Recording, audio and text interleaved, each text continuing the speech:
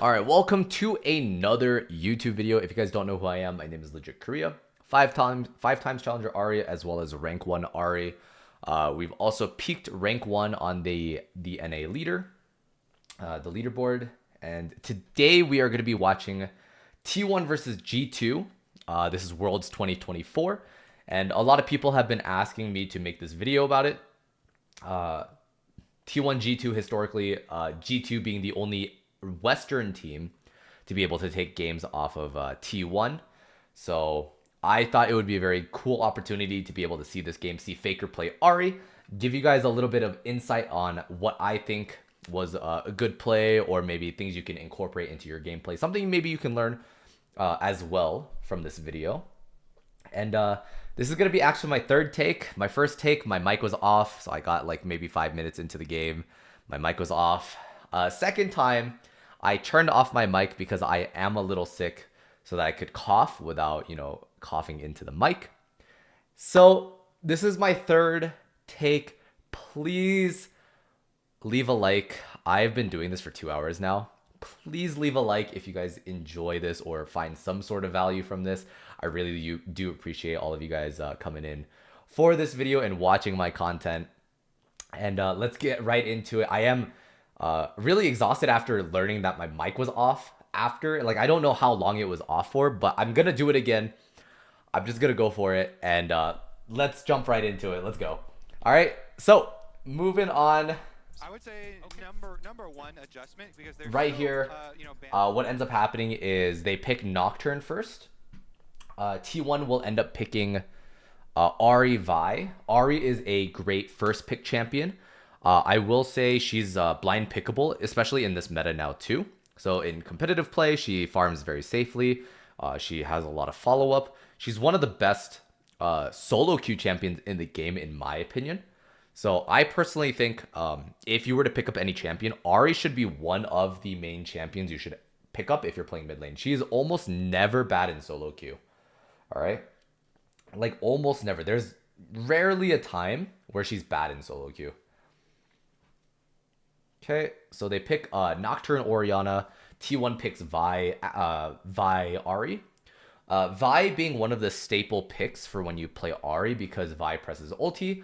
As Ahri, you can ulti Charm to follow up on that engage. So it's pretty much guaranteed CC.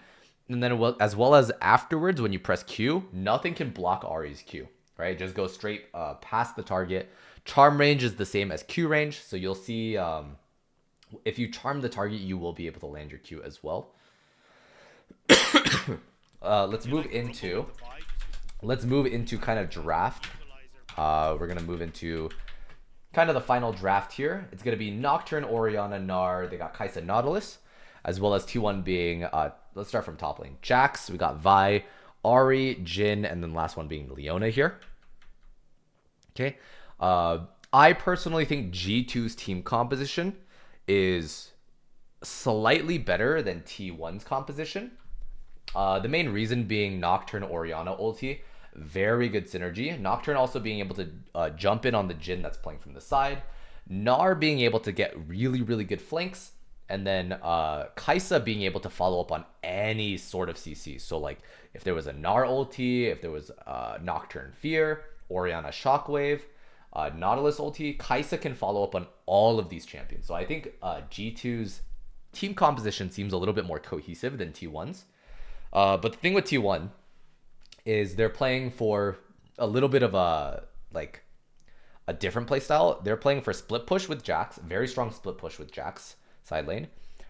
Pick composition, so the other four composition being the other four players being pick with Vi, Ahri, Jhin with W and ulti, and Leona with ulti, E, engage. So T1s seem a little bit more disjointed in terms of identity, but I think overall this will be just like kind of a skill matchup as well. Okay, this is also something that's important to talk about as well. Level 1, you can see both of these players, like they just look at each other, they see each other. What ends up happening, usually if you're playing Orianna and you don't see the other person, you should be pressing Q in the middle of the lane right here.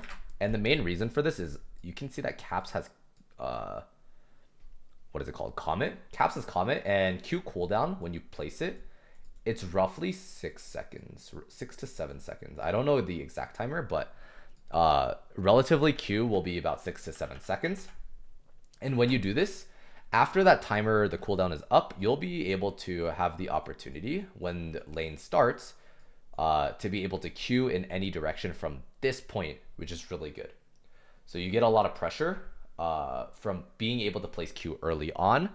The problem with being able to see each other here is you can't place the Q because during that cooldown, Faker can just walk at you and win the trade. Okay, so that's something to keep in mind with Orianna if you do play Orianna. But whenever Caps has the option to do so or has the opportunity to do so, you'll see him press Q in the middle of the lane and then get a quick poke onto Faker. There we go. I've just been so happy to continue to follow this roster throughout the year, and for them to. You can see Caps is trying to walk up to get a Q,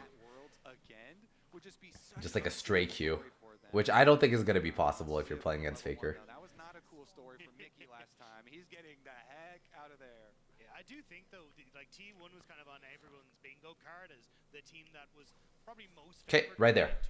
Boom. Caps got a Q in the middle of the lane. This is exactly what I was talking about. Drunk goggles are happening. Yep. I don't know why this is happening.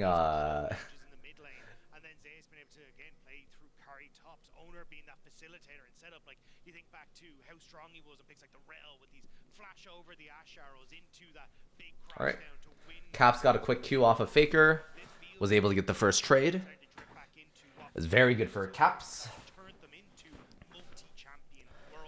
And then this first wave, it's not really like there's not really much going on.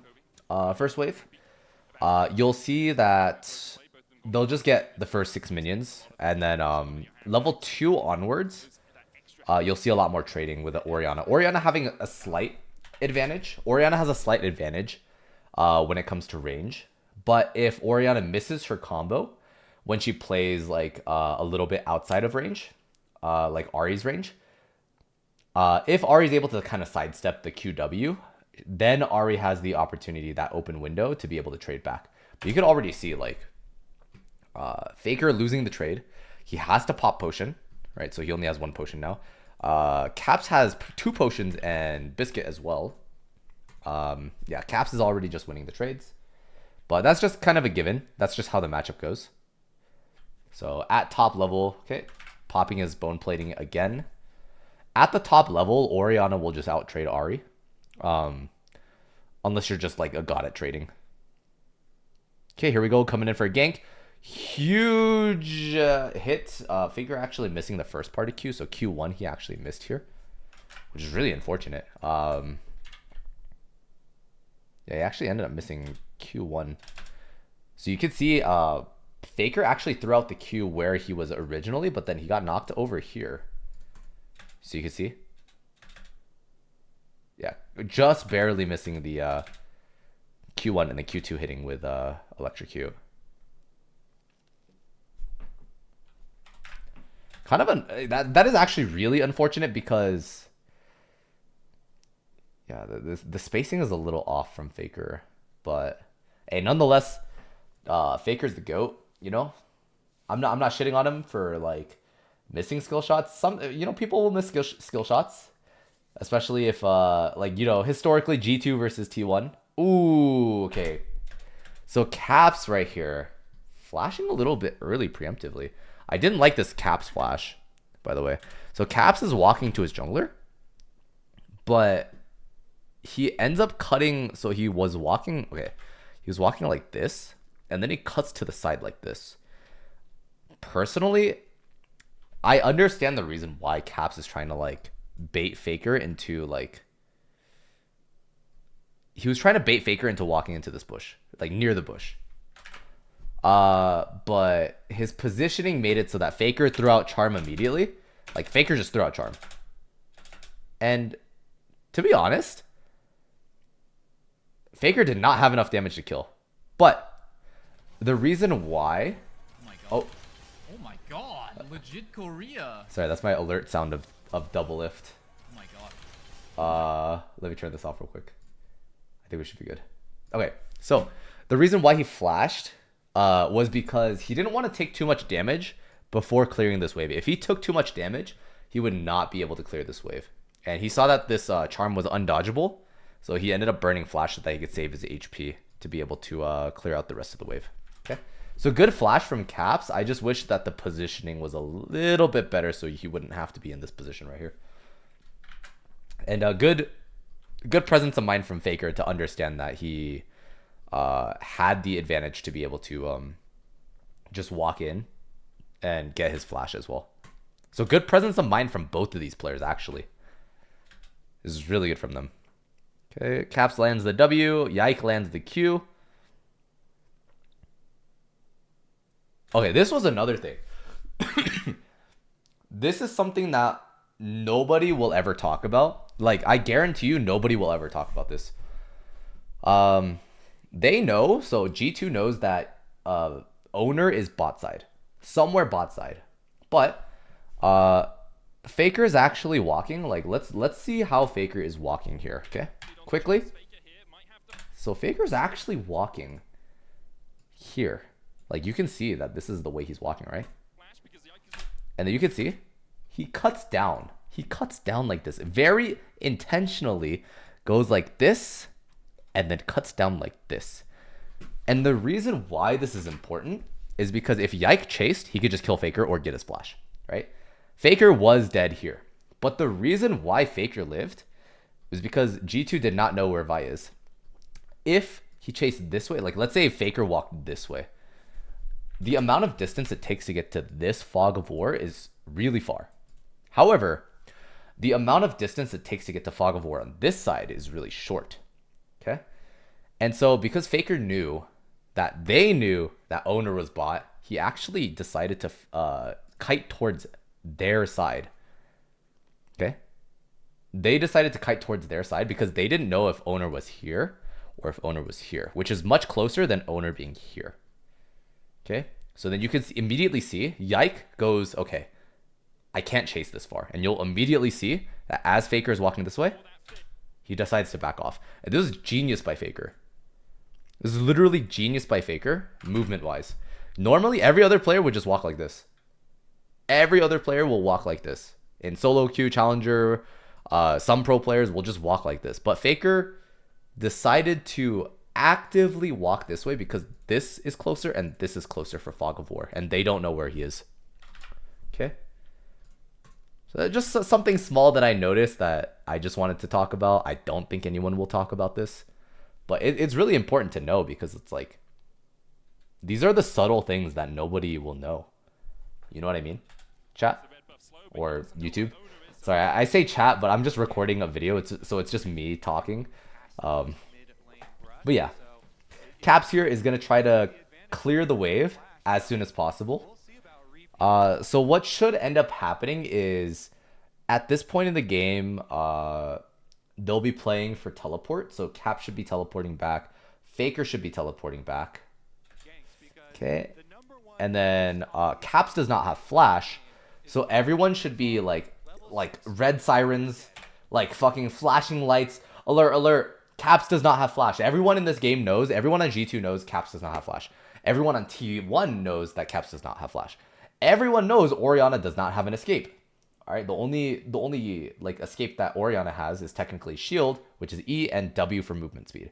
So this is very important because what's going to end up happening, okay, Caps teleports back, and let's see the positioning of the rest of the team in just a little bit. All right, so Faker looking for a quick clear right here. Owner is trying to come in. Okay, that's fine. Wave crashes. He's going to stop his recall. Caps is going to stop his recall. Okay, that's fine. You can just go in towards that mid lane, and if Caps is trying to play aggressive to deny Faker's reset, that could be where he punished, but didn't end up going that too far forward, and as owner moving back. So yeah, Caps not getting punished. Okay, Caps has a lot of pressure here. Okay, very nice. Caps getting all the CS. This is beautiful to see. Huge. Ooh. Positioning. Ooh, that was a little rough. Okay, let's talk about this real quick. Similar stuff there. So Caps actually gets the level up right here, and Faker is recalling. He stops moving for a second. Got the ward. He stops moving for a second, but if he just walked straight to Faker, like if he just walked up to the tower to try to stop his recall, because he knows Faker has no resources. Like Faker does not have any mana to full combo or like even combo him. All right, and Caps is healthy enough to not die because he sees everyone on the map.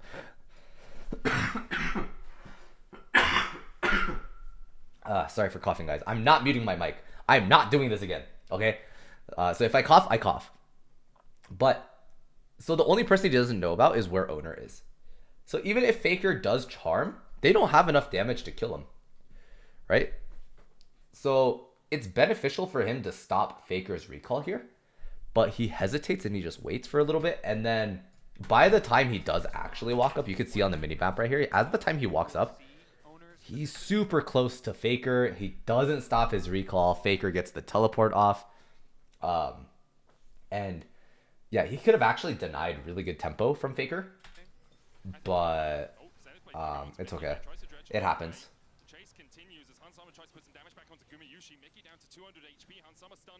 Oh, Mickey. Wait, Mickey. Wait. Mickey's a madman. If this hook lands, he is dead. Brother. Yo, Mickey is getting PayPal'd right now. What is this? He is 200 HP. Even if he presses W, he still dies. Okay? Like, or maybe he just burns flash. Like, he either burns flash or he dies, or maybe even both. Like, what is this hook? This hook is actually so troll, no? Look at their HP. There's no way this hook was ever the play. Nah, no. It was good that T1 was just good enough to sidestep it, because Mickey would have died if they were worse. If they were worse players, Mickey would have died.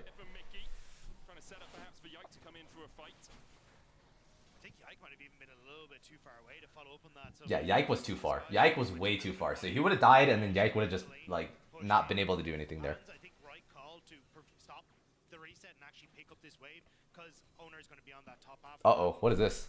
G2, it's time to go home. The reset and actually pick up this wave, because what is this poster? On that top half of the map, but yeah, I think this is still a nice little win for the T1 bot lane in the 2v2. Okay, Faker getting control ward on top side. This is a control ward. Oh, also another thing that people don't understand is you should be placing control wards like this. There's a lot of times, this one actually bothers me. So there's a lot of times where people will ward over the wall and place it right next to this wall. The problem with control warding like this is because it'll only cover here. So if the enemy decides to ever ward here or stand here, you can't see them. It's too far. So this is why Faker specifically places a control ward like this. Because it'll cover this entire bush. So if anyone decides to ward in this area, this control ward covers it. But if you place it flush against the wall, it can't see past this point. Alright, so next time you place your control wards in solo queue, guys, do not place it right here. Do not place it right here. Place it closer to your side. Alright, a little bit closer to your side, but further out, okay? Alright, and if you're playing on the opposite side, obviously, you want to place it like here, okay? So that's something to keep in mind. Same thing on this side as well, on the other side of the bush. But it drives me crazy. It drives me crazy when people place it against the wall. Okay, I just wanted to let you know.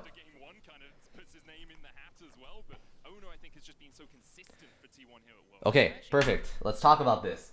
Let's look at this screenshot right here. Let's look at this. Wave is frozen. Mickey is coming. Yike is coming. They reset. Hansama is coming. They know that Ahri has no flash, right? T1 knows, G2 knows. So what does G2 do? G2 actually lane swaps. This is actually genius. So they send, this is actually like a macro level play that I haven't even thought of, but in competitive it makes sense. They're geniuses for this. They actually send Hansama to mid lane to be able to play for this because he has all summoners. G2 is expecting jungle and support to also walk here as Faker hits level 6. right? Faker hits level 6, they're going to engage onto Ori because she has no flash. Game is now unplayable for Caps. How do they unfuck this game? They unfuck the game by letting Caps go bot lane, pick up this wave, and then they send their mid lane to break this freeze, and now they can't engage because Hansam has all sums. So they're gaining the same amount of EXP no matter what. The only difference to this play is now G2 Caps is able to farm for free bot lane without any pressure from getting killed. Okay, you can see Keria is even coming in. Even Keria is coming in. So this play by G2, chef's kiss. G2 played this perfectly. I love the way they macroed this. This is the stuff that I love to see in League of Legends. But sometimes you just don't get to see these kinds of things. So this was like beautiful play by G2. That saved Caps' game. Now the only downside, to this is that grubs are up. So yeah, grubs are up, so it might be a little hard for G2 to play for this. Okay, Broken Blade is actually engaging onto Owner. Oh, Mickey. Oh, how does this not hit? Wait, chat. Or, I mean, YouTube. Does this hook not hit? What? No, there's no way this hook does not hit, right? It's literally on top of him. No, that's actually crazy. No, this is actually crazy. What? Really good play by Mickey to be able to like go for this flash play.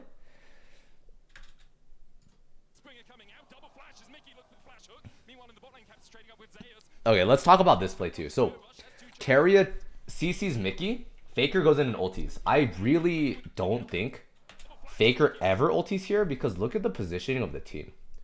It's like if you were to look, let me actually move this here. I don't know if you guys saw this hook right here. Let me double check. Yep, okay, you guys were able to see it. Okay, perfect. I'm going to move my camera down for a quick second. But if you could see right here, Keria goes for the engage. Right here. Onto full HP Mickey. Faker decides to ulti in and try to follow this up. But the problem is, T1 is split off right here. They can't ever walk up because Owner just used his Q for disengage. And Guma is not level 6. He is level 5 currently, right? Guma is level 5. So if Guma is level 5, he does not have level 6. The only possible way Guma can ever help is by pressing W. But even with Jin W, full combo Leona, full combo Ahri, they can never kill Mickey. So in that case, you should never be ulting as Ahri in this position. At most, you should be maybe using a full combo Charmed QW and chunking him out to about this much HP. Okay? But ulting here is not the correct play. It's actually a really bad mistake. And it'll put them behind on tempo because Faker's ulti is going to be down for about... how much is it? It's going to be down for like 130 seconds. So that's a really long cooldown early game, 130 seconds. So that's 2 minutes of plays you can't make. I love G2's call there for damage. You saw Caps down here actually poking out Zeus. G2 ends up getting 3 grubs. Good for them. Yeah, like I said, dude, this bot macro from G2, beautiful. Chef's kiss. They also got grubs for that too. Like they got grubs, and then they unfucked Caps' lane. That's so good. I really do wish more teams do that. One of the big things that, as Medic was alluding to, the potential TP, but Caps puts pressure on towards Ace to deny that opportunity to try and come in. Okay, Broken Blade doesn't have a chance of getting a dove, but he is being cautious here. Okay, Broken Blade being cautious. -1. Oh, Han Sama missing. -1. Okay, Faker coming in. He's going to pick up this wave. Faker's got to be careful because he doesn't want to just burn flash for no reason, you know? I mean, I'm not even trying to give you guys... Because he doesn't have ulti now. No, you're off. No more talking. Shots told me too, but I legit actually prefer the G2 comp side with the small adjustments that they made in this game. So because they have the extra Oh, Zeus movement. for later, and because this time the top lane matchup is Gnar versus Yo, Zeus movement is kind of crazy. doesn't have to worry He about just walks back and forth. I actually really like the little adjustments here. So for the I really like his movement. as well who want more excitement. I mean, it would be much more exciting if G2 were able to take this game, and obviously, you know, Broken Blade also just really good mechanically. He's not falling for the baits. to watch the game and just want the best League of Legends Okay, players. Owner starting the dragon. Faker's coming to help. T1 should get this for free. Up to the top lane only a few moments ago. If they try to invest, Okay, looks like Yike is looking for a play bot side. disadvantage again. They won't battle against it. See Yike just Nope, they just farm for free. in case anything does happen, but with Gumu and Keria back, Faker comes back and cleans up the wave. Doesn't miss any minions. Very good. Big question will Very nice. And another thing with Ahri too is Ahri has one of the best wave clears in the game. So you should be like trying to play for 10 CS per minute almost every single game. Like her CSing is real, like her wave clear is really good. So if you feel like you have troubles wave clearing with Ahri, one thing you should kind of look out for when you play is when you have level 2Q, level 3Q, level 4Q, level 5Q. Let's talk about this real quick as the video plays. So 2Q, level 3Q, level 4Q, and level 5Q. So if you run my specific rune setup with like Gathering, Storm, Absolute Focus, and as well as Eyeball Collection, at about 2Q with Doran's Ring, right? It'll take 2 Qs to be able to clear the back wave. Level 3, it'll take... Oh, they're looking for an engage real quick. Let me just put this out real quick. So 3Q, it'll take 1Q plus 2 autos. 2 autos, okay? 1Q plus 2 autos. Level 4, it'll take 1Q plus 1 auto. Unless you are ahead. If you are ahead, it'll only take 1Q. And then level 5 also just 1Q. Okay? So this is kind of like the formula that you should be like looking towards. Is level 4 is you can clear the back wave if you have enough AP, especially with my rune setup that I talked about. Eyeball Collection, Absolute Focus, Gathering Storm. At 4Q, you should be able to clear the entire wave as long as you have enough AP. So like, let's say, for example, you go Malignance, Blasting Wand plus Lost Chapter, or Blasting Wand plus Amplifying Tome, 4Q, should be able to clear the wave with 1Q. That leaves just the melee minions, and you just have to auto attack it properly or press W on them properly, because W is also an execute. Ahri Foxfires are executes on minions. So there's no reason you should be missing minions. All right? Just putting that out there. Okay? So let's go back on this play. Let's see what happens. Mickey walks over a ward. Owner goes for the ulti.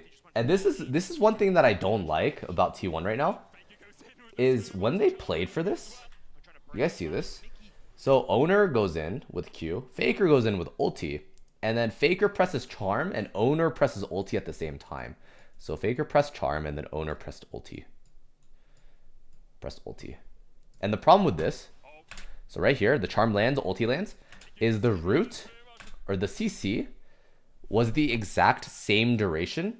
So they just layered the CC on top of each other. CC in this game does not stack. So if it's like 2 seconds of CC plus another 2 seconds of CC, if you hit it at the same time, the total time CC'd or crowd controlled is going to be 2 seconds, not 4. So if you want to layer your CC, that would be much better. And in this case, it didn't really matter because he ended up dying.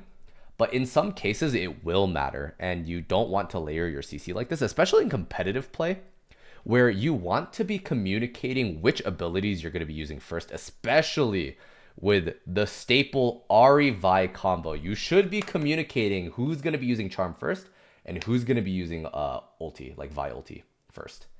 But in this case, technically, they just wanted to kill him fast because he didn't have flash. So that could be the case. It could be the case that they just wanted like full damage out. But in my opinion, like how you do anything is how you do everything, right? So I do think that this was a communication error.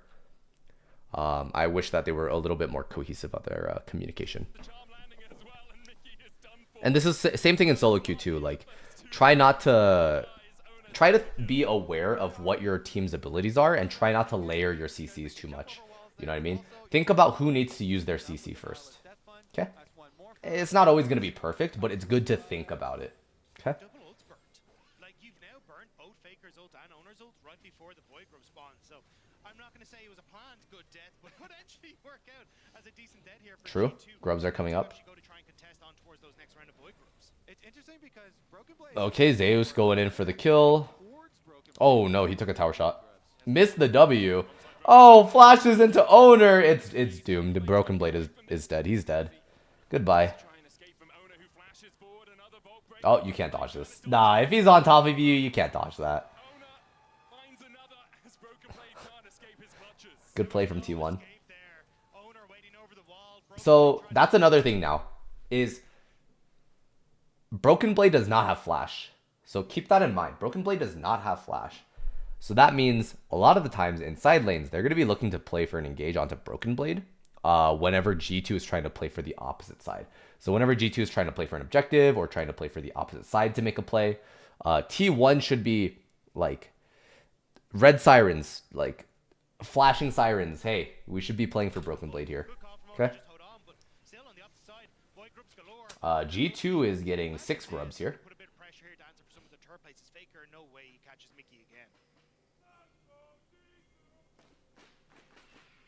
Oh no. So right here, Mickey going in, misses Q. Faker missing Charm.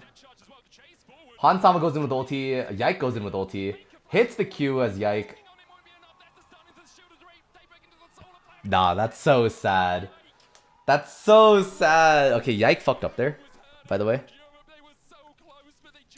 Faker also fucked up this play. So let's go to the replay, actually. So the replay was this.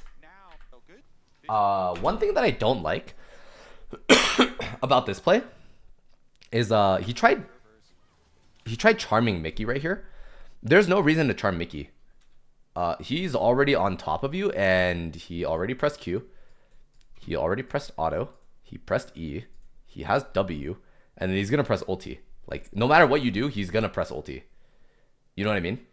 So in that case, there is no reason for you to ever charm Mickey here because you have the threat of Hansama right here, as well as Nocturne ulti potentially coming in. You don't know if Nocturne is coming in, but there is the possibility of Nocturne coming in.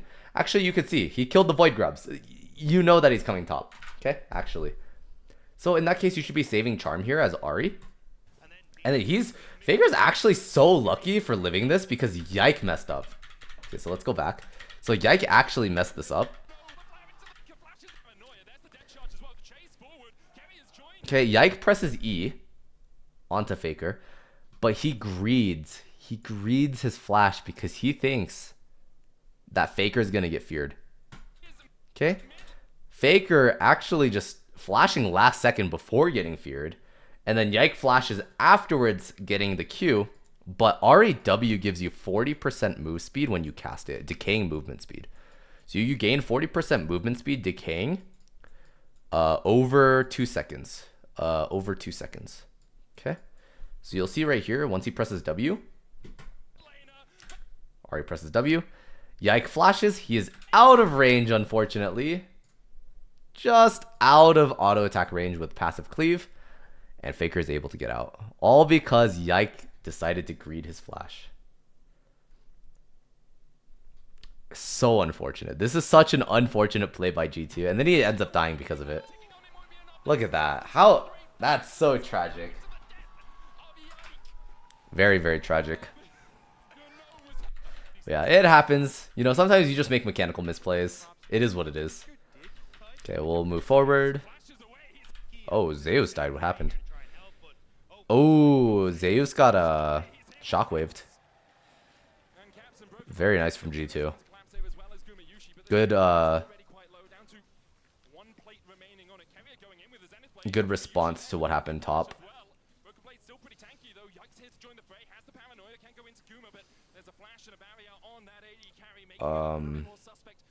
Okay, they're taking the bot tier 2. Or bot tier 1. Okay, they have 6 scrubs. They take towers very quickly.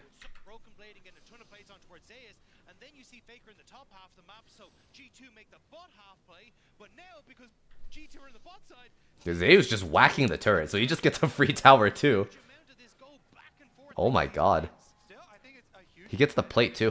kind of response. Plus 425. Oh my god. Really want to see the That is so much gold. kind of setup Okay, so let's see how Faker plays. are able to get So you can see Faker is playing on the side right here. He's playing to pick up this wave. And then afterwards, he did finish his Malignance. He went Lucidity boots. This is one thing people always ask me, hey, LegitKorea, what boots should I run? Personally, if you're playing for team, Lucidity. If you're playing for solo, you're playing for damage, you can still play for team. But if you're playing to look to like kill one shot, go Sork boots. Especially if they have low MR champions like Kaisa. Kaisa's not building any MR. Orianna built MR, but kind of weird in my opinion to build MR against triple AD. But it makes sense because Leona, as well as Jin W root, as well as Counter Strike, so E Jax, and then Faker Charm. So it kind of makes sense with the Merc Treads with Orianna. I don't think there's any other option that Caps could have really gone. So yeah, in the sense, in the event that the enemy champions don't build resists, Sork boots will be your best option to be able to just burst down the target. So that's what I would recommend. As well as the third option, Symbiotic Souls. All right, uncharted territory, but I do think Symbiotic Souls might be hidden OP. So just keep an eye out for that. Look out for how the meta is shifting. You'll probably see it built a lot more. I'm going to be testing it out more for you guys. Nobody builds it, but I think it might be hidden OP, okay? But I'm curious now what you want to do. Both Dragon and Rift Herald up and available. I think T1 going to focus up towards Rift Herald, which is probably right against the Chem Drake. And G2 gonna Okay, again, what did I talk about earlier? Broken Blade, no flash. Both objectives are up. Okay, T1 already has 1 Drake, so they're not worried about them getting 2 Drakes. So they can give away 1 Drake, no big deal. But what G2 should understand is that Broken Blade, you have no flash. They can play for either objective. Why would they not play for you and the objective at the same time? While T1 just gives this up for free, farms up waves, and then you lose out on top side here. That should be the thought process that goes throughout G2's mind. But what ends up happening is Broken Blade gets caught out. If they can make some sort of play, but there's no tower for B. Very much in favor you can of see. Lona. No big surprises there. Broken Blade trying to hide in the top lane. He's going to TP away. Will he escape? You can see it on the mini map. The Counter Strike this finds is- him alongside the this season. was This very, is very Broken Blade unfortunate has an play open here. hand of escaping this one. Zeus leaps on his face Bad macro and mistake. Takes another 4-1 now to T1. It's interesting that they have such a bounty T1 gets on Herald. on Broken G2 Blade's head, gets, it feels Drake. like. Not in a literal sense, but they've got a token plus split. Okay, Really so- put that Gnar behind to the point that we're going to keep looking for kills on him and try and really. This we play killed right here, Broken so Blade I- when we did I that, saw and this then we're gonna earlier. keep So look at Mickey. Mickey has sweeper on, and this is Zeus's ward. Zeus placed a ward while he was walking here, but look at this. looking for kills. Mickey's sweeper breaks as soon as he walks here, so he doesn't know that there's a ward here. He doesn't know that there's a ward and here try and really because put his that sweeper Gnar broke behind last To second, the point that Zeus is going to be able to control side lanes. Faker is going to be able to. and then he gets picked off. He gets picked off and dies. Mickey thought he was safe in his own jungle, but there was nowhere safe from That T1. is This one of the the moment most in game one where we saw unlucky T1 begin things to that could explode happen. it away from G2's By the way. grasp. You can see already 2,500 gold ahead. That's Now so with the tragic. charging through mid, they're going to open up the map and make it Okay, so they use much Rift more Herald. tricky for Faker G2 going to in, do misses anything. charm, Wide hits open Q. by Faker, but he's just creating space. The solar flare hits. Okay, solar Hanzo flare has to find the hits. cleanse, and Zeus is Keria on. misses. The counter strike Oh comes god, out. Counter Strike misses. Yike should be dead. Yike is not dead. Hansama, Yike with a fear. Only Oh, Zeus. it's so- Looking for the damage. The shockwave will find him. Hansama surviving up towards the top side for as long as he can. in the Oh face of god, Ahri. this He's is so down. scrappy. He's This down is so alongside. bad. G2 find 2. They lose their mid Oh tier one. my Can they god. find anything more? I think the answer's no for now. Oh my god, that was a handful. Okay, let's talk about this Faker engage. The reason why Faker engages like this is he's ulting in the middle of 2 people. Keria is ready with Solar Flare. So Guma is ready with W, so he can W either target. And Keria is ready with Solar Flare, so he can Solar Flare either target based on who Faker charms, which unfortunately he missed. Now, the answer here is to always almost go for Yike, okay? And the reason being is because Nocturne has Spell Shield, all right? So champions that have Spell Shield like Sivir, Nocturne, who else has Spell Shield in the game? Technically Morgana, but that's like magic damage shield, so it's not exactly the same thing. So champions like Nocturne and Sivir, they have Spell Shields. And the reason why you should be going for these kinds of champions, especially if you have the option between like, you know, Kai'Sa that has ulti and cleanse, is you should almost always go for Nocturne, because when you press W ulti, right, he pressed W and then he pressed ulti, so both W and ulti are up. If he presses Q here as well, okay, onto Yike, Yike now has to Spell Shield W, R, Q, and then in the middle of it, Spell Shield the E properly, whatever timing it has to be. That is near impossible to do, okay? That is near impossible to do, and they should also know that he has no flash. Why? Because Faker also flashed at this play right here, okay? This very unfortunate play that happened top, they should know that Nocturne doesn't have flash. So Nocturne is the prime target that should be engaged on here, which Faker does go for. And unfortunately, he misses the charm. This should never happen because he's on top of a wall, right? Yike is on top of a wall. He cannot dodge this. Press E here, and this will never miss, okay? And so mechanical misplay by Faker. It happens. He might be nervous because he's playing against G2. But besides all that, that's why you should be going on to Nocturne in this situation. When you ulti like this, to G2, Han Sama is panicking. He's like, oh shit, there is a Ahri right on top of me. He's going to charm. But why would you charm when you have cleanse and ulti? So Kai'Sa doesn't really seem like the prime candidate here. The prime candidate is the Nocturne with double buffs, right? You should be killing Nocturne just because of the double buffs. Okay? That's just me personally speaking. I love double buffs. I would kill, it doesn't matter what target it is. If they have double buffs, they're dying. Okay? So here, you'll see that Faker goes in. It'll make it look like because he's ulting this way to Han Sama, that Han Sama is being the one that it's engaged on. Okay, it wasn't Han Sama. Okay, and he unfortunately misses this charm. But otherwise, it should have been an engage onto Yike right here. So, good engage, very, very poor execution is the unfortunate part. Really good Q by Faker, though. Like, if he landed that charm onto Yike, that was a really good Q onto Han Sama because they had enough damage to just burst down Yike after the charm, Solar Flare, Jin W. Yeah, they just had enough damage, which was really unfortunate to see. But, yep. Moving on, next play. Let's talk about the next play. There, and he's just a little bit off and got locked in. Nice shockwave from Caps. Ended up Solar Flare. Oh, Keria missing the E. Guma actually landing the ulti, but Han Sama pressing ulti to get the shield for it. And they're trying to go for the dive. Han Sama played this like a beast, by the way. Han Sama played like a beast. Break the tier feather. Okay, Caps getting an ulti off. Get a good shockwave. Then you have the desync. Han Sama actually dying. Goes back in while the rest of them are kiting away. It still actually cost them the life of Han Sama, though. This was really unfortunate too for T1 because as you can see, Gnar is just split pushing. He is getting waves for free, and he's getting like tower too. While the rest of them are kiting away, it still actually cost them. Well, I don't think tower was there. He's just getting farmed for free though. In the end, it was just a little like one extra kill. And both of the summoners from Han Sama as well. Zeus has his flash, has that counter strike for a next engagement.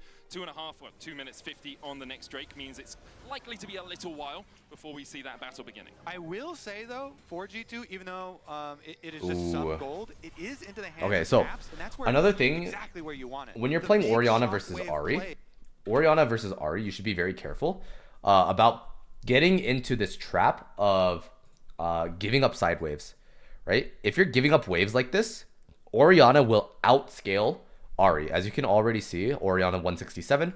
Ahri is down 20 CS, and he's losing EXP, he's losing gold, and he's basically playing for like side lane picks. He ended up now picking up mid wave, but you can see T1's just barreling through their tier 2. Okay, they do get their tier 2. but Caps is also scaling. So that's one thing that they do have to know and be careful of, is that Orianna will outscale the Ahri. So anytime that Faker is looking for these kinds of side lane plays with his team, if they don't pay attention to Caps, one bad team fight from T1 towards like the mid game, and they will just lose the game because Orianna just outscales. Okay. Caps unfortunately pushed up too far. He's gonna get picked off. So we'll see this play out.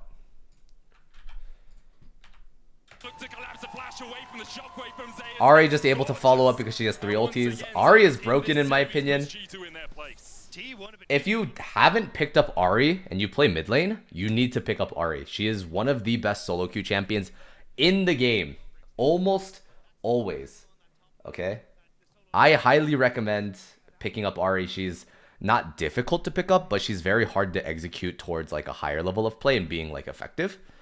But overall, because she's so like forgiving with her 3 ultis and resets, you should definitely pick her up for solo queue. It's like Katarina almost, but like more freedom of will of where you can like dash to, I guess. So Ahri has like higher skill expression, where Katarina has more like, Katarina has a lot of options as well, and yeah, a lot of APM to be able to play her. But you can kind of just like button mash with Katarina, you know what I mean? So yes, you still have to be precise with how you play Katarina, but it's a little bit more forgiving with Ahri, because you have like the freedom to dash wherever you want to. Whereas with Katarina, you kind of have to like dash to a fixed target. That's why I love playing Ahri so much, is you have the option to like move wherever you want with ulti, and then you have movement speed with W as well. Okay, it looks like they're trying to play for Dragon. Ooh. Okay, BB should be dead here. Broken Blade should be dead. You should be dead. You should be dead. Okay. So excuse me. So right here, when they engage like this, wait, Caps just completely missed Shockwave. That's really unfortunate. Guma is just playing Don't Die to Nocturne Simulator, unfortunately. He is so sad right now. Okay, so whenever Broken Blade is 1 HP like this, Faker should just be barreling down and just gunning down for Broken Blade right here. Why? Because he is full HP. He is full HP right now. The only person that can deal damage to him is Han Sama, and then maybe Caps when he moves down a little bit. But the reason why you should like just fully commit to this is because you have flash, you have ulti, and then afterwards when you kill him, you just ulti over here, or you just ulti back to your team. And the reason why this is important is if you ulti to this position, G2 has to leave this way. They can't leave this way. It's not possible because T1 is coming from here and T1 is coming from here. Right? So their only other option is to play leaving this way back to base, or this way, like leaving this way, which leaves Dragon to be taken for free. So Faker could have just completely turned this fight around and gotten more picks if he just flash ultied Broken Blade right here. Because then they would be split. They would have to walk this way or be forced to walk this way. And then because Faker is a pressure here, he could just ulti over the wall. He's still full HP because of the resets. And then he has extra ulti charge from the kill. So that's something he should have like done to be able to like extend the lead in this fight, but he hesitated. Faker hesitated on this play. Broken Blade is forced low. Spirit rush forward by Faker as T1 begins to collapse, and Mickey's burst on the menu again. Faker with a spirit rush across the board, looking for Yike. But it's okay. They still got to pick onto they got to pick onto Broken, or not Broken Blade, Mickey.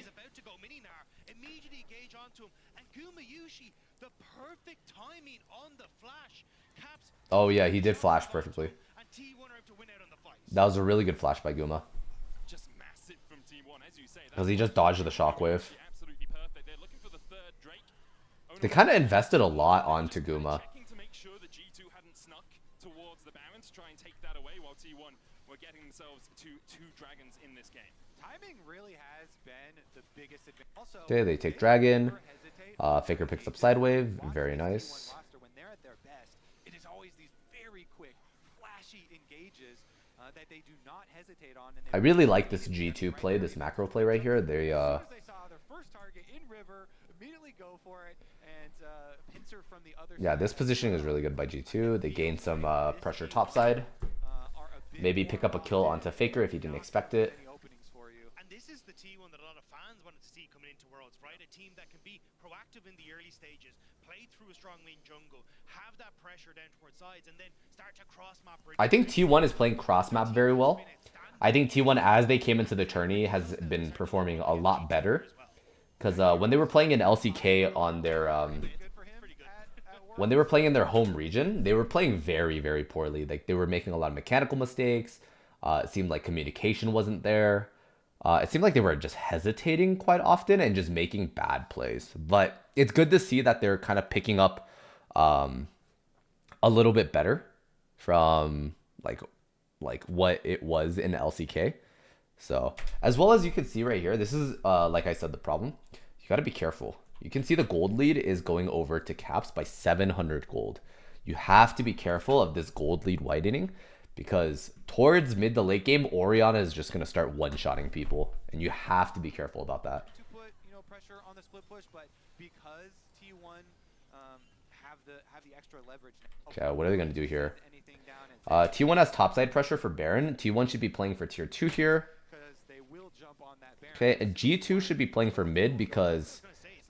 Yeah, G2 should just be playing for mid, because they can't make it to tier 2 top right here. If they rotate here, then they lose prio here. T1 then rotates back to mid, clears this, and then has pressure again. So G2's pretty much only option here is to play for this. That's their only option, is to play for mid right here. As you can see, like losing side lane turrets for investing on that bottom side. And again, T1 playing off wave states excellently, pushing mid, catching out G2. Yep, T1 playing very well.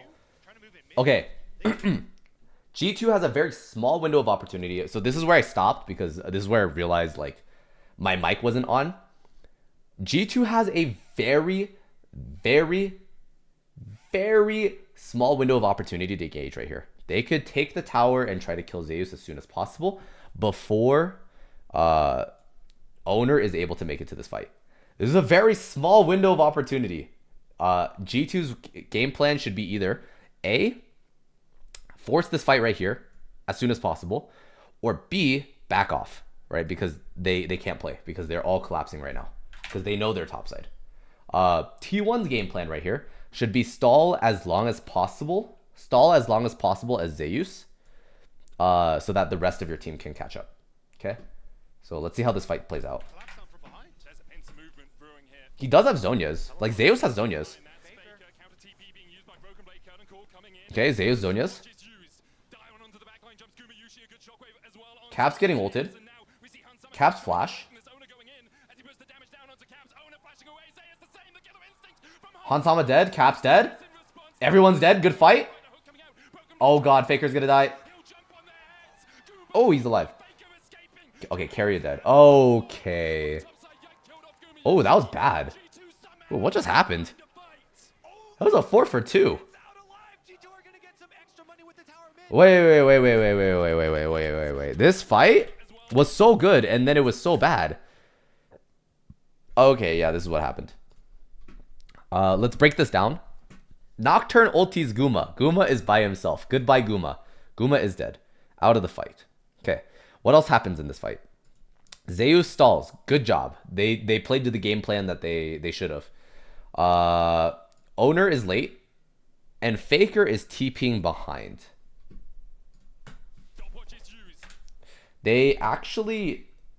Keria ulted way too early. Keria ulted way too early because Solar Flare went off. But look at where Caps is compared to the rest of the team. Like, the team is not even there. So what are we CCing for?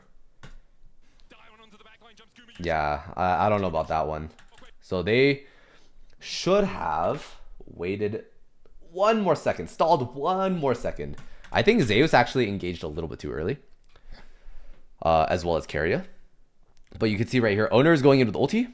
So you can see Faker. Dude, I saw this play. This is kind of goated by Faker, not gonna lie. So Faker ulti's in. Look at this. Faker ulti's in. And you know that Faker is gonna try charming here. That's what people think because Owner ulted the Orianna. But what Faker actually ended up doing was charm Broken Blade right here. Look at this.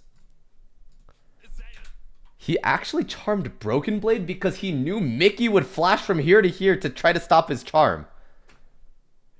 So what did Faker do? He actually got Broken Blade to DPS less during the fight. Which is kind of insane. Okay, and then Faker should be pressing Q right here. Faker should press Q. Which I don't think he did. Oh, okay. He Q's Broken Blade, which is kind of weird. Like, your Q can't be stopped by anything, so why wouldn't you Q caps? I think that was kind of a mistake by Faker. Because the damage spread from this, like, here, he doesn't need to do damage to Broken Blade right now. Right? He needs to do damage to caps. Caps needs to die right here because of how much was invested onto him. Okay. But this was overall pretty good. Faker is drawing attention from Broken Blade here, drawing attention from Mickey here. And then Faker ends up going ulting in. Okay, Caps is dead. Faker flash Qs, which shouldn't have even happened, right? Like I said, if you just press Q, that flash ulti was never needed, like, in the first place. Okay, and then afterwards, as they clean up, they could kill Hansama, and then they can kill Broken Blade afterwards.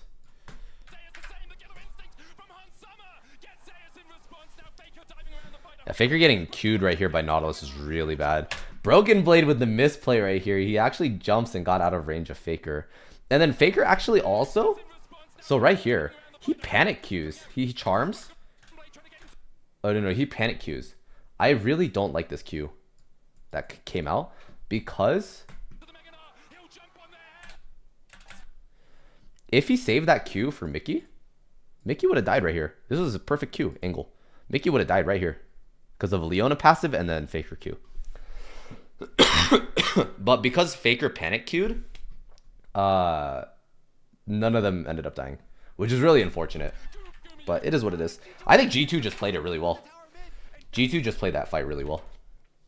Well played by them. Oh. Dude, this is one thing that I heard about. Is when Nocturne paranoias, they look at each other's screens. Like, that is insane. That is something I've never thought of, like for competitive. I didn't even know you could do that. Oh, wait, Faker's dead. Oh, what just happened? Wait, Faker died and Hansama died. I'm so confused. What just happened? Faker got shockwaved. Okay, Carry is dead. Wait, do they just Baron here? Yike is a little bit too low. Guma does have ulti. Owner's up. They probably don't Baron.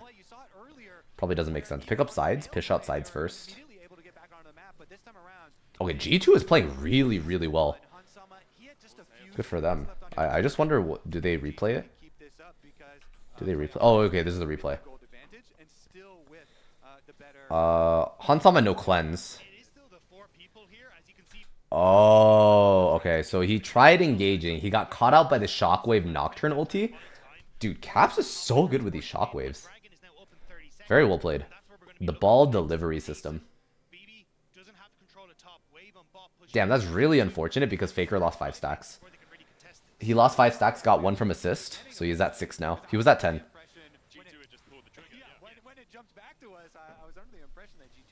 G2 is actually only down like 2.5k gold. That's really close. That's really close.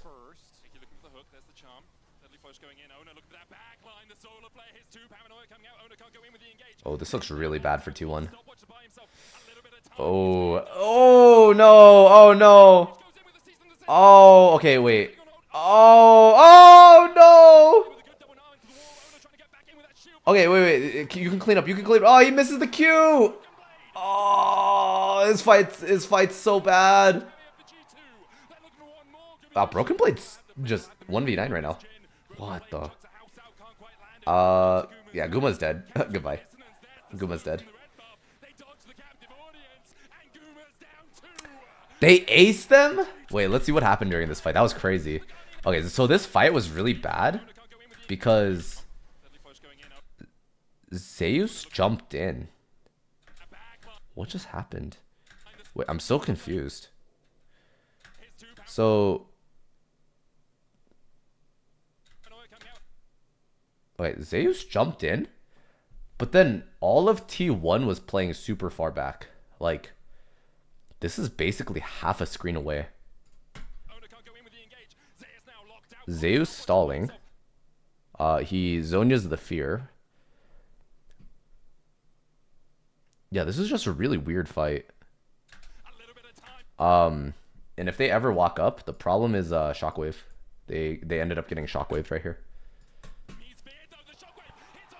Okay, Mickey dies to Q2, Ahri Q2. Okay. And then Owner goes in by himself. I don't like that. Yeah, I really don't like this because at the same time Owner went in, Ahri got knocked up by Nautilus ulti right here. So that made it so that nobody could really follow up except Keria, but I don't know what happened to Keria. Let's watch. Okay, so Keria also goes in. Guma just completely missing his W. Hansama was able to... Oh, yeah, Faker Charm is on cooldown, I'm pretty sure. Because he used it on Nautilus. Let me double check. Let me double check here. Yeah. Nautilus was charmed. Like I said, this is just bad communication. Like, Faker shouldn't have charmed the Nautilus. If Owner is going in like this on Hansama, during this time, this small window of opportunity, if Faker had his charm right here, also Guma just missing his W straight up. If Faker has charm right here, this should be a free kill onto Hansama without him being able to ulti out. Right here, right here, right here. At this very moment, instead of Faker ulting in, he should just be charming for free. This is a free kill, by the way. But because he didn't have it, he decided to ulti forward. Which is very unfortunate. Oh, and then because he positioned like that, Broken Blade got Mega Gnar, and everyone got ulted onto the wall. That is so bad. Yeah, the fight is lost after that. Like, there's nothing you can do after this. Oh, the REQ missing. It was so close. That REQ was so close, by the way. Look at this. Look how close that was. Jesus Christ. Very unfortunate, though. Alright, moving on. Next fight. Did they get Baron? Excuse me. Okay, they get Baron for free. Reset. Okay, so G2 now should be playing split. They should be playing top and bot. They should just be playing both. 4 on bot. 4 on bot, 1 on top. Okay, that's the replay. Well, I want to see the reaction. I want to see the reaction.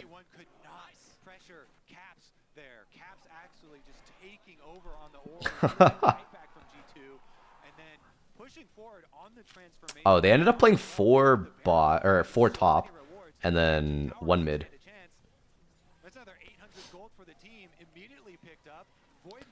Yeah, I mean, I guess that's fine. 1 mid is fine because they could that's like delayed tempo. Broken Blade can push that and then they can rotate to mid afterwards. Which is A-okay. Oh, they lose inhib. Okay, rotate to mid. I don't think they should reset.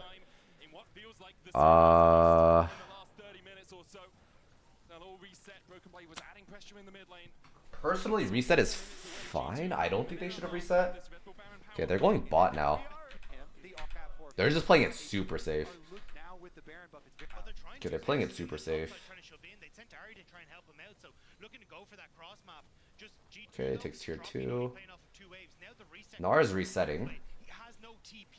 So T1 maybe looking for the TP ward that's right in behind. Yeah, Broken Blade has no TP. He's just picking up waves. Okay. Now they're pushing mid. It may be heavy, but Faker was the one that stepped up at MSI in that 5-game series to deny G2 the finals today. This G2 comp, Oh, what happened here? this Nocturne. Oh! Oh my god. Wait, what? On this Nocturne. Wait, Mickey flashed into a wall and hooked? Wait, what? That was on Yike here. Oh, Mickey! Wait, Mickey, no! Oh, no! Oh, that's so sad. Wait, Mickey flashed into a wall and hooked? Never seen that before, eh? No. Oh, that's so tragic. Never saw what he did actually. It's just crazy.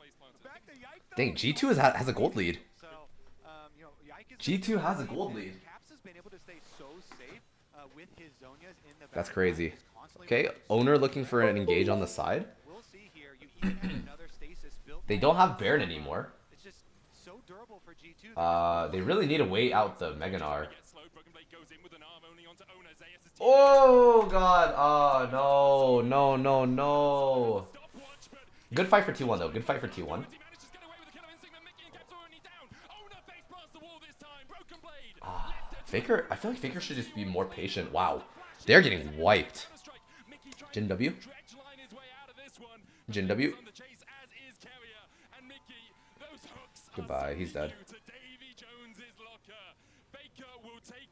Give it to Guma. Oh, well, Faker, I guess Faker is taking it. Wait, this is good, this is good. This is good, this is good. This is actually so genius. They're delaying his death timer.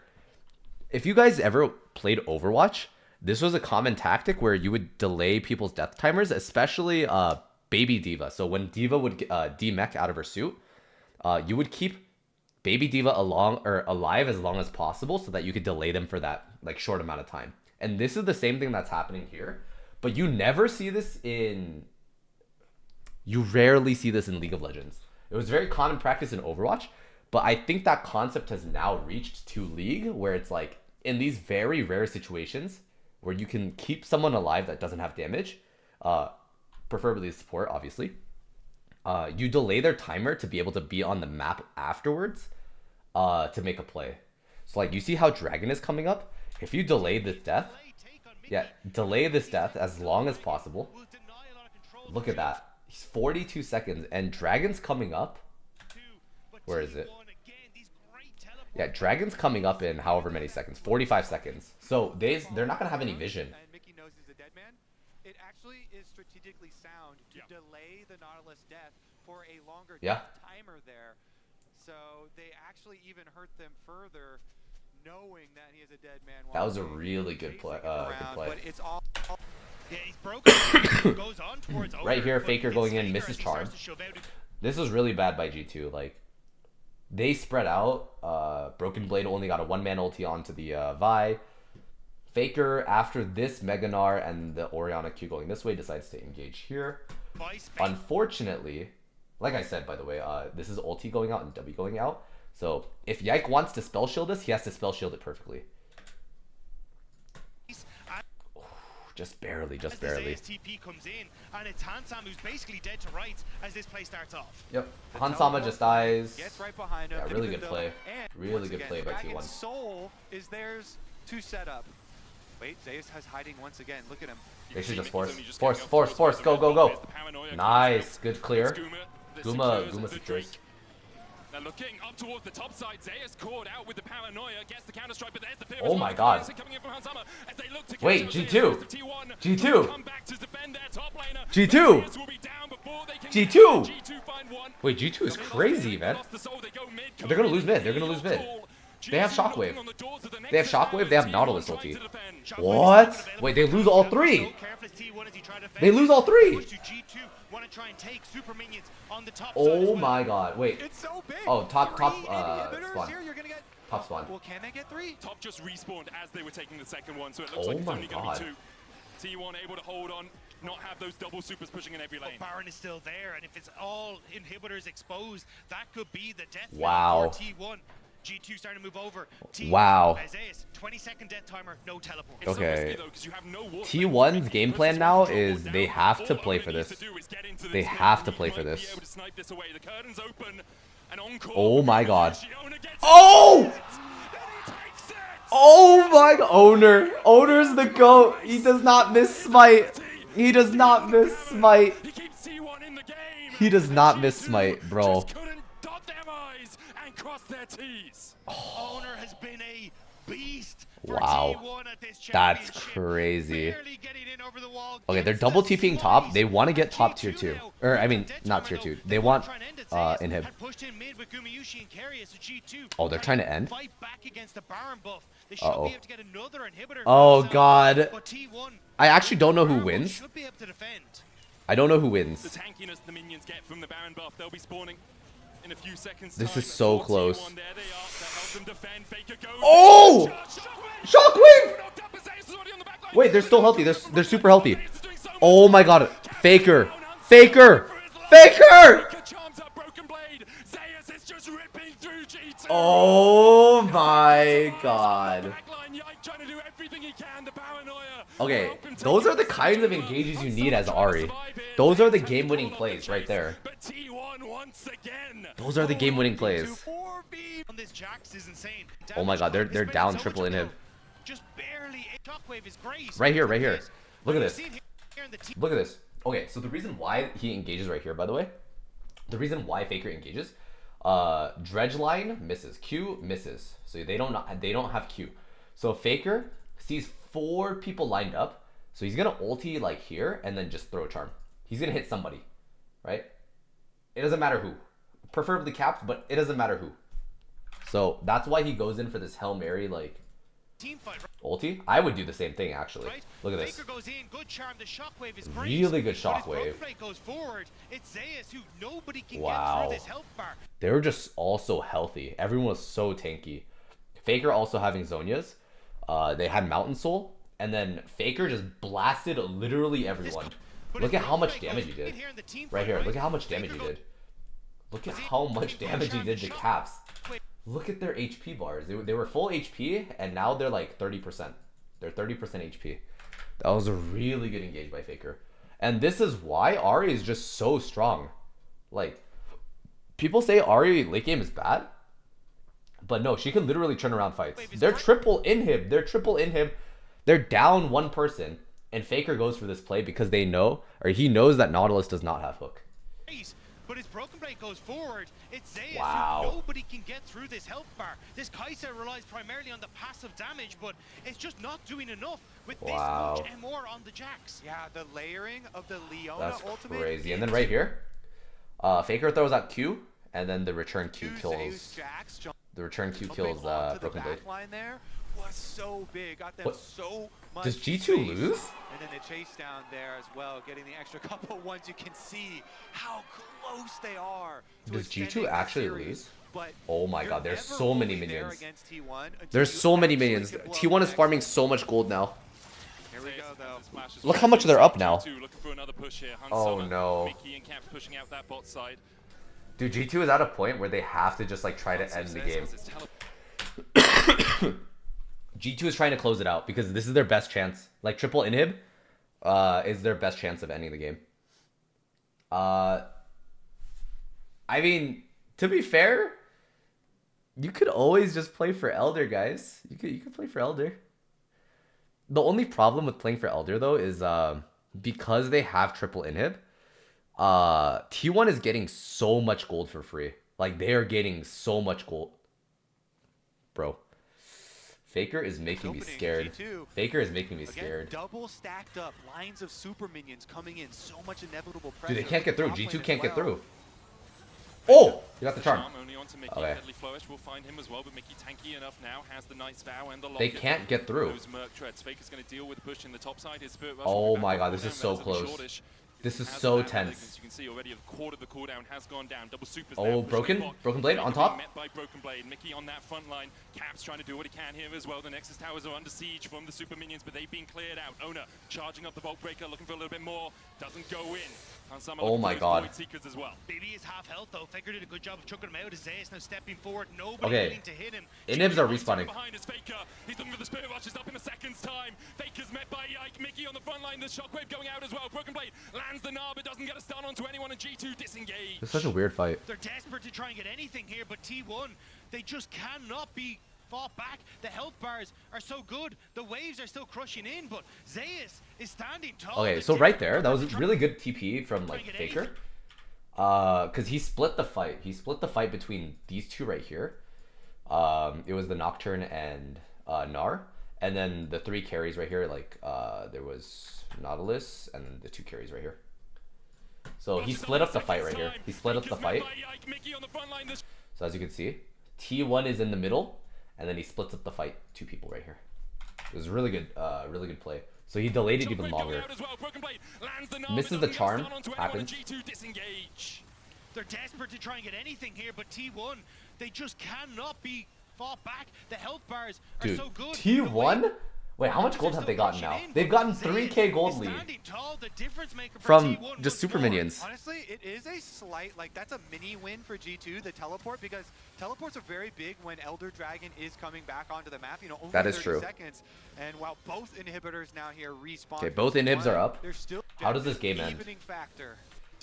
Oh god, oh god. Okay, let's watch. Okay, Mickey lands the hook. Owner has to flash. Oh god. Does T1 lose? Bro, Owner doesn't have flash. Oh, ah! Caps instantly dies. Oh, Hanzam is dead. Alright, GG. Wow. Wow. T1 are forever clutch, and G2 are finding out about it in the worst possible way. Zeus chasing down Broken Blade as T1 turned towards the outer Yike. The last one was stolen. Can you find revenge? Vision in the pit. Gumayuchi trying to keep him at bay. No paranoia for Yike, but does have the flash. Guma will take the blast cone. Oh god, he has to go for it. He has to go for it. He has to go for it. He doesn't go for it. Technically, he couldn't because Guma had 4th shot. Oh god. Elder and Baron. Game should be over. Wow. What a crazy game. That was actually a crazy game. How does it end? It ends by them just going in, I'm pretty sure. Now advanced down to defend their world title. A minute left on this Elder Dragon as well means that 2 more waves that you have to try and hold off. But I don't even know if you get that. Team 1 can just start. Baker with the Spirit Rush. The Okay, curtains open. this is the last fight right here. Getting a second act. The dive onto the back line by Yike, but immediately Yeah, what can they do at this point?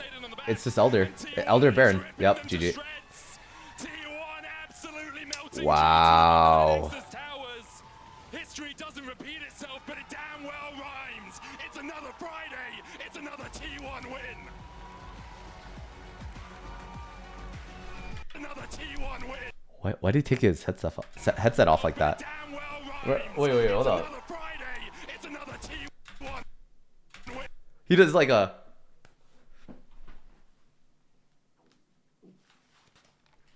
Like...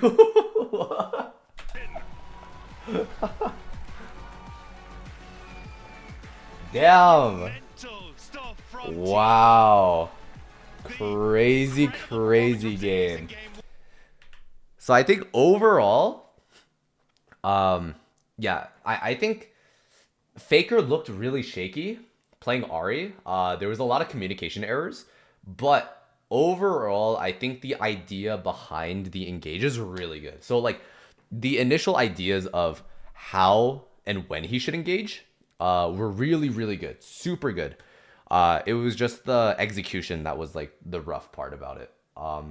Now, like I said, I still think Faker's the GOAT. I just think he looks a little shaky right now, mechanically.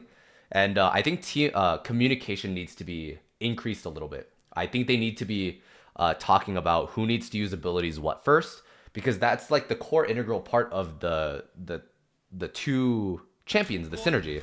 That's the synergy between Vi and Ahri. If they can do that, bro, I think they're looking very solid. T1 is looking very solid. Ahri looks crazy for World. It looks like she's being picked quite often, so hopefully there are more videos for me to go over for you guys. If you guys have any questions about, you know, what happened during this review, hopefully you guys enjoyed. Hopefully you guys learned something new. Let me know down in the comments if you want to talk about anything, discuss anything, feel free to let me know, and I will be replying to all of your guys' comments. And again, please leave a like on the video. I've been at this for 3 hours because my mic has been off this entire time. This is my third take. So if you guys would like to support me, be sure to like the video, and I'll see you guys in the next one. Bye. I am live every single day. Twitch.tv/LegitKorea. Down in the description. Bye.